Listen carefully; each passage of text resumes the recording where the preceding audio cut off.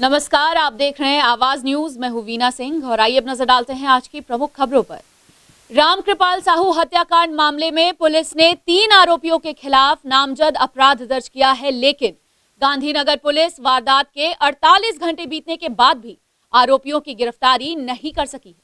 Police की team के द्वारा आरोपियों की तलाश जारी है। गांधीनगर थाना क्षेत्र अंतर्गत ग्राम खलीबा में हुए सोमवार की दोपहर रामकृपाल साहू हत्याकांड मामले में पुलिस को अब तक सफलता हाथ नहीं लगी है। घटना के 48 घंटे बीतने के बावजूद आरोपी पुलिस की गिरफ्त से बाहर है। वहीं इस मामले में पुलिस ने शव को बरामद करने के बाद मंगलवार की देर शाम खलीबा निवासी 3 आरोपियों गंगाराम चेरवा, कोंदाराम व बतिया नाम के व्यक्ति के खिलाफ नामजद अपहरण व हत्या का अपराध दर्ज किया है, लेकिन वारदात को अंजाम देने के बाद से फरार तीनों आरोपियों का सुराग पुलिस को अब तक नहीं लगा है। पुलिस की विशेष टीम तीनों आरोपियों की खोजबीन में जुटी हुई है। वहीं आरोपियों ने रामकृपाल साहू की हत्या किस वजह से की है, इसका भी अब तक पता नहीं चल सका है। हालांकि विवेचना के दौरान पुलिस को जानकारी मिली है कि पैसे के लेन देन की वजह से तीनों आरोपियों ने इस वारदात को अंजाम दिया है, लेकिन जब तक आरोपियों की गिरफ्तारी नहीं हो जाती तब तक असल वजह का खुलासा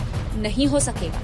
गौरतलब है कि गांधीनगर निवासी रामकृपाल साहू ग्राम खलीबा स्थित अपने खेत में धान मिसाई के कार्य में लगे मजदूरों को सोमवार की दोपहर 2 बजे खाना पहुंचाने गया था, जिसके बाद से वह घर नहीं लौटा और गांव के ही 3 नकाबपोश युवकों के द्वारा उसका अपहरण कर उसकी हत्या कर दी गई। वहीं इस वारदात के 24 घंटे बाद पुलिस की टीम ने मंगलवार की शाम शव को हुंडरा माड़ा के जंगल से बरामद किया है। इसके बाद मृत की पत्नी गायत्री साहू की शिकायत पर गांधीनगर पुलिस ने 3 आरोपियों के खिलाफ नामजद अपराध दर्ज किया था। प्रदेश में 1 दिसंबर से धान खरीदी की शुरुआत होने के बाद सरगुजा जिले में प्रशासन सख्त हो गया है। कलेक्टर संजीव कुमार झा ने बिचौलियों और कोचियों पर इंटेलिजेंस तरीके से मॉनिटरिंग कर कार्यवाही करने का निर्देश अधिकारियों को दिया है। कलेक्टर संजीव कुमार झा ने जिला पंचायत सभा कक्ष में आयोजित साप्ताहिक समय सीमा की बैठक में धान खरीदी सहित विभागीय कार्यों की समीक्षा की। कलेक्टर ने समर्थन मूल्य पर धान खरीदी की समीक्षा करते हुए बिचौलिए तथा कोचियों के द्वारा उपार्जन केंद्रों में धान खपाने पर इंटेलिजेंस तरीके से मॉनिटरिंग करने का निर्देश दिया है। साथ ही सभी एसडीएम और तहसीलदारों को उपार्जन केंद्रों का सतत निरीक्षण निगरानी रखने को कहा है। इसके अलावा अवैध धान के परिवहन पर रोक लगाने के लिए उड़न दस्ता दल का गठन किया गया। वहीं उड़न दस्ता दल को अन्य राज्यों से आने वाले अवैध धान परिवहन को पकड़ने के लिए सतर्क रहने को कहा गया है। इसके अलावा कलेक्टर ने उपार्जन केंद्र में छोटे किसानों के द्वारा अधिक धान बेचने पर भी नजर बनाए रखने को कहा है। छात्र संगठन जोगी के कार्यकर्ताओं के नेतृत्व में पॉलिटेक्निक के छात्रों ने ऑफलाइन परीक्षा के विरोध में कलेक्टर को ज्ञापन सौंपकर मांग की है कि ऑफलाइन परीक्षा को स्थगित कर ऑनलाइन के जरिए छात्रों को परीक्षा दिलाने की व्यवस्था की जाए। छत्तीसगढ़ स्वामी विवेकानंद तकनीकी विश्वविद्यालय द्वारा परीक्षा के संबंध में एक आदेश पॉलिटेक्निक के छात्रों के लिए जारी किया गया है। 26 नवंबर को जारी एक पत्र के माध्यम से दिसंबर महीने के तीसरे सप्ताह में ऑफलाइन परीक्षा लेने की घोषणा विश्वविद्यालय द्वारा की गई है। विश्वविद्यालय के इस फैसले का विरोध पॉलिटेक्निक के छात्रों के द्वारा किया जा रहा है। दरअसल छात्र कोरोना महामारी के खतरे को देखते हुए ऑफलाइन परीक्षा देना नहीं चाहते हैं। इसके विरोध में छात्रों ने छात्र संगठन जोगी के कार्यकर्ताओं के नेतृत्व में कलेक्टर को ज्ञापन सौंपा है। वहीं ज्ञापन के माध्यम से मांग की है कि दिसंबर के तीसरे सप्ताह में आयोजित होने वाली ऑफलाइन परीक्षा को स्थगित किया जाए, साथ ही ऑनलाइन परीक्षा दिलाने की व्यवस्था बनाई जाए।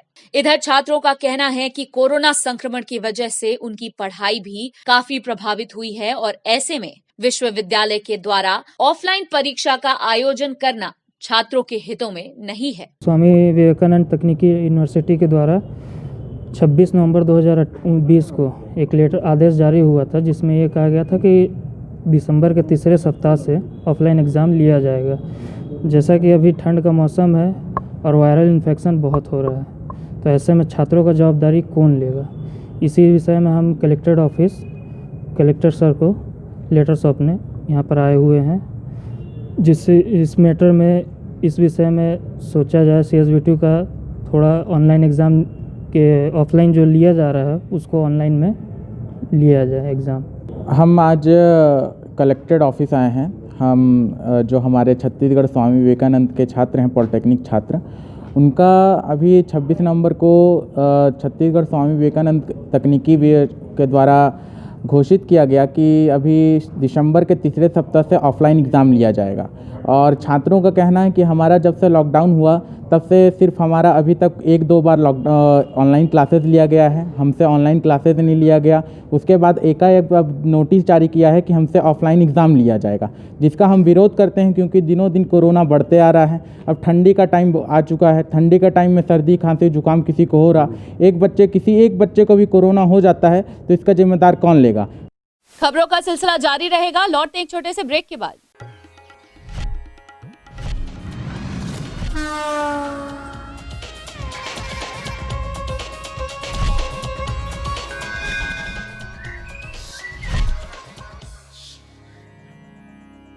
वीएम इंटरनेट सर्विस शहर का सबसे सस्ता high speed fibre internet service 100 MBPS मात्र 700 रुपए में विद टैग। तो चाहे वर्क फ्रॉम होम हो या ऑनलाइन क्लास, याद रखें वीएम इंटरनेट सर्विस। अधिक जानकारी के लिए संपर्क करें Vande Mahamaya cable network, VM internet service, Alaknanda complex, प्रथम तल, Agrasen Chowk, Ambikapur, Surguja. Mobile number 9111785555 7440765555।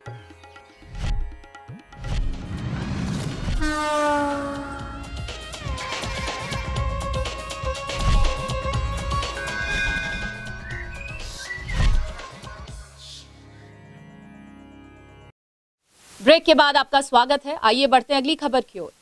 Central jail Ambikapur में बंद एक सजा याफ्ता कैदी की इलाज के दौरान मौत होने का मामला सामने आया है।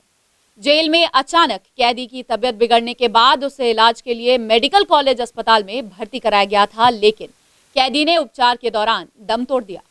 सूरजपुर जिले के ग्राम बरबसपुर निवासी इमाम हुसैन पर लगे अपहरण व छेड़छाड़ के आरोपों को सही पाते हुए जिला सत्र न्यायालय ने 13 नवंबर 2019 को सजा सुनाई थी। इसके बाद सजा याफ्ता कैदी को सेंट्रल जेल अंबिकापुर में शिफ्ट कर दिया गया था। यहाँ कैदी सजा काट रहा था। वहीं कैदी की 24 नवंबर को जेल में अचानक तबीयत बिगड़ने के बाद उसे मेडिकल कॉलेज अस्पताल में भर्ती करा दिया गया। कैदी का जेल वार्ड में उपचार चल रहा था। इसी बीच उसकी मंगलवार शाम हालत और भी गंभीर हो गई और डॉक्टरों की निगरानी में इलाज के दौरान कैदी की मौत हो गई। बंदी का नाम है इमाम हुसैन, 28 वर्ष का था, जो निवासी बरबसपुर दबगढ़ी थाना प्रतापपुर का निवासी था।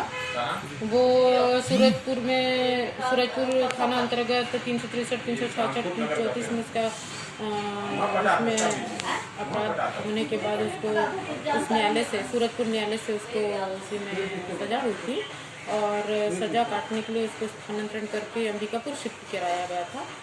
जो कैदी इमाम हुसैन की तबीयत खराब हुई 24/11/2020 को, तबीयत खराब होने की वजह से केंद्रीय जेल से उसको उपचार हेतु जिला मेडिकल अस्पताल अंबिकापुर में भर्ती कराया गया था, जिसकी इलाज चल रही थी और इलाज दौरान बीती शाम उसकी मौत हो गई। उसका पंचनामा एसडीएम के द्वारा लिया गया है।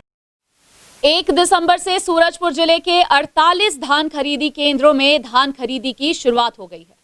इधर खरीदी केंद्रों में गड़बड़ी को रोकने के लिए प्रशासन लगातार मॉनिटरिंग कर रहा है। वहीं खरीदी केंद्रों में किसानों की भारी भीड़ धान बेचने के लिए उमड़ रही है। धान खरीदी के दौरान किसानों को किसी भी प्रकार की परेशानियों का सामना न करना पड़े, इसे देखते हुए प्रशासन ने पर्याप्त व्यवस्था की है। कांग्रेस कार्यकर्ता भी धान खरीदी केंद्र में पहुंचकर किसानों की मदद करने में लगे हुए हैं। इसके अलावा कलेक्टर ने कोरोना संक्रमण के खतरे को देखते हुए एहतियात बरतने का सख्त निर्देश दिया है। खरीदी देखिए किसानों के लिए तो उत्सव का बात है और प्रदेश सरकार ने माननीय भूपेश बघेल जी के नेतृत्व में माननीय GS बाबा के साथ सबने निर्णय लिया और आज 1 दिसंबर से प्रदेश में धान खरीदी शुरू हो गई और इस धान खरीदी के माध्यम से किसानों को समर्थन मूल्य पे उनसे धान खरीदी की जा रही है। आज ही जिले की लगभग सभी समितियों में शुभारंभ हो गया है। नहीं, ऐसा कुछ नहीं है। शासन के जितने भी मानदंड हैं और जिस निर्धारित मान पे है उस पर पूरा भुगतान होगा। इसके लिए कांग्रेस पार्टी की ओर से निगरानी समिति भी बनाई जा रही है आज उसी तारतम्य में सभी समितियों में प्रभारी नियुक्त किए गए थे। उन्हीं प्रभारी के माध्यम से सभी समितियों में धान खरीदी का शुभारंभ किया जा रहा है और किसानों को साथ लेकर के कांग्रेस के पदाधिकारियों के साथ निगरानी समिति बनाई जाएगी और भुगतान से लेकर सारी चीज़ों पे विशेष ध्यान दिया जाएगा। ऐसी कोई शिकायत नहीं है। कोरिया जिले के ग्राम पंचायत बिरौरी डांड के आश्रित ग्राम दुग्गू डांड के ग्रामीण आज भी बुनियादी सुविधाओं से वंचित हैं। गांव की सड़क ऐसी कि बारिश के मौसम में ग्रामीणों का पैदल चलना किसी आफत से कम नहीं है। शुद्ध पेयजल की जगह ग्रामीण नदी के दूषित पानी का उपयोग करने को आज भी मजबूर हैं। कोरिया जिले के ग्राम दुग्गू डांड के ग्रामीण आज भी मूलभूत सुविधाओं से वंचित है। इस गांव की आबादी लगभग 250 के करीब है। बावजूद इसके गांव में ना तो सड़क है और न ही ग्रामीणों के पीने के लिए शुद्ध पानी की व्यवस्था है। ग्राम पंचायत द्वारा ग्रामीणों की समस्या को देखते हुए हैंडपंप की व्यवस्था की गई थी, लेकिन फ्लोराइड युक्त लाल पानी निकलने की वजह से ग्रामीणों ने हैंडपंप का उपयोग करना छोड़ दिया। मजबूरन ग्रामीण अपनी प्यास बुझाने के लिए नदी के दूषित पानी का उपयोग करते हैं। इसका खामियाजा भी ग्रामीणों को भुगतना पड़ता है। दूषित पानी का उपयोग करने की वजह से इसका दुष्प्रभाव ग्रामीणों की सेहत पर पड़ रहा है। शुद्ध पेयजल की समस्या ही नहीं, सड़क की दुर्दशा से भी ग्रामीण परेशान हैं। दरअसल गांव में सड़क नहीं होने की वजह से ग्रामीणों को बारिश के दौरान भारी दिक्कतों का सामना करना पड़ता है। ग्रामीण अपनी समस्या को जनप्रतिनिधियों और जिम्मेदार अधिकारियों से कई बार अवगत करा चुके हैं, लेकिन आश्वासन के अलावा ग्रामीणों को मात्र निराशा ही हाथ लगी है। कौन सा गाँव है ये? बिरौरी डांड। क्या समस्या आप लोगों की? ये पानी का। पानी की समस्या? कहाँ से लाते हैं पानी? ये नदी से।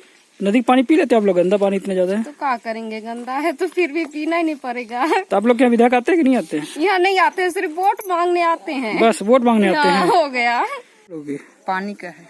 कब से है ये जब से हम आए हैं तब से है। यहाँ कुआं नहीं है, बौली नहीं है, टंकी नहीं है, कहाँ भी नहीं है। कहाँ का पानी पीते हैं आप लोग? नदी के पानी पीते हैं। तो नदी का पानी कैसे पीते हैं आप लोग? गंदा पानी। बस वैसे गंदा पानी आ जाता है, पानी कहाँ पाए थे पिए। तो डर नहीं लगता बीमारी उमारी से कुछ? अब डर लगता है तो डॉक्टर के पास जाते हैं। शिकायत कहीं नहीं की आप लोग? शिकायत बहुत कर दिखाए हैं। क्या बोलते हैं? बोलते हैं कि देंगे टंकी, देंगे टंकी, टंकी भी नहीं देते हैं। पानी के। कहाँ से पानी लाते हो आप लोग? नदी से।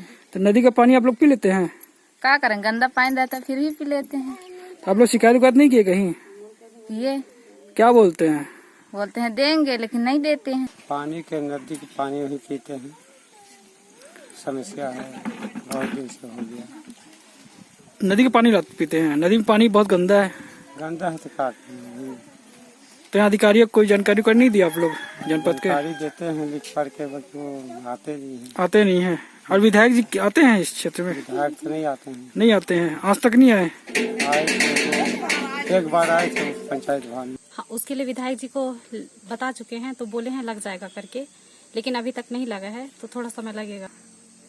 तो अब समस्या तो है, अब उससे निजात पाने के लिए विधायक जी तो बताए हैं, तो थोड़ा तो इंतजार करना पड़ेगा। बुलेटिन में फिलहाल सिर्फ इतना ही। शहर से जुड़ी खबरों के लिए देखते रहिए आवाज न्यूज। इस न्यूज के स्पॉन्सर हैं वीएम इंटरनेट, अलकनंदा कॉम्प्लेक्स, प्रथम तल, Agrasen Chowk, Ambikapur, Surguja, Chhattisgarh. VM internet service शहर का सबसे सस्ता high speed fibre internet service. 100 MBPS मात्र 700 रुपए में विद टैग। तो चाहे वर्क फ्रॉम होम हो या ऑनलाइन क्लास, याद रखें वीएम इंटरनेट सर्विस। अधिक जानकारी के लिए संपर्क करें Vande Mahamaya cable network, VM internet service, Alaknanda complex, प्रथम तल, अग्रसेन चौक, अंबिकापुर, सरगुजा। Mobile number 9111785555 7440765555।